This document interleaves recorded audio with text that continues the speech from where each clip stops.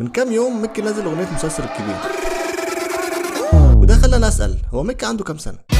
عمري بيتسرسب بيعدي الناس والدنيا بتزعل حتى عني كتير حاجات. يا رب تاخد مني بس الحلو في الصغير، الصايع والضايع والجنتلمان كله سيان.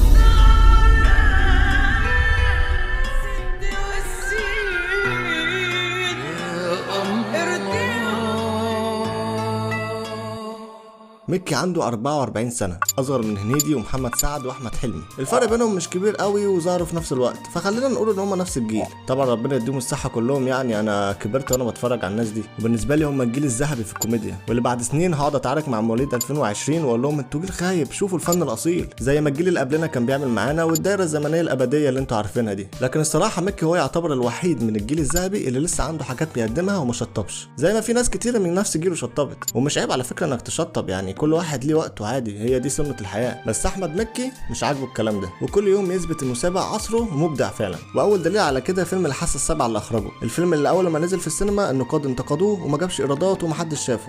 نزل فيلمي فشل محدش شافه، اخدت صدمة. لكن لما بدأ يتعرض في التلفزيون وعدى عليه سنين اكتشفنا ان العيب ما كانش في الفيلم، العيب كان من الزمن اللي نزل فيه الفيلم. كنا لسه مش فاهمين يعني بارودي ولا ساركازم ولا طريقة الكوميديا الغريبة دي، بس دلوقتي بقى فيلم ايقوني وافهاته لسه بتضحك كأن الفيلم لسه معمول اليومين دول. الكلام ده كان في 2005، واستمر مكي سنين من الابداع في الافلام والمسلسلات واغاني الراب اللي كان مكي مسيطر عليها لوحده، لحد ما ظهرت موجة الراب الجديدة، شكل جديد ومتطور من الراب بيعتمد اكتر على الريتم السريع والبيتس القوية والكلمات اللي بتوصل ساعات انها تكون صادمة، على عكس الراب اللي كان بيعمله مكي اللي كان قايم اكتر على الجمل الهادية والكلمات اللي اي حد يقدر يفهمها ويتقبلها. وقبل ما نكمل جملة ده باين له راحت عليه في الراب يا عم وبأداء قديمة، نلاقيه ينزل باعلان وي عاوز رتم سريع ونفس ام كلثوم موجود،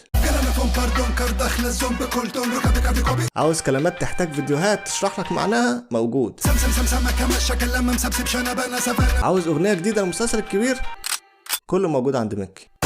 المصاري طريقة لولة الخريطة سمعني سغلطة تركع خزتها لي تعمل زنبليطة.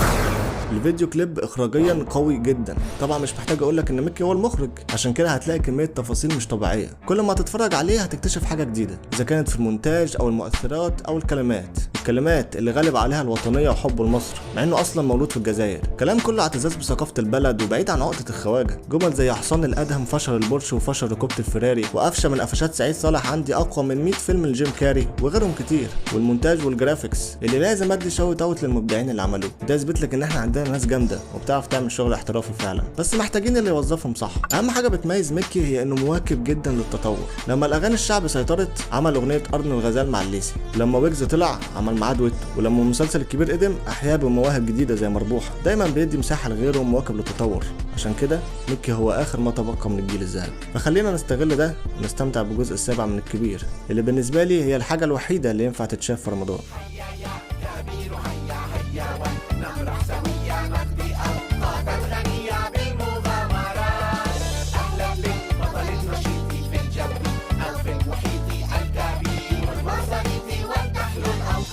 لو عجبك الفيديو ما تنساش تعمل لايك وسبسكرايب عشان صعب جدا احساس انك تدي وما تلاقيش وتكمل الطريق من غير امل عليه تعيش. لما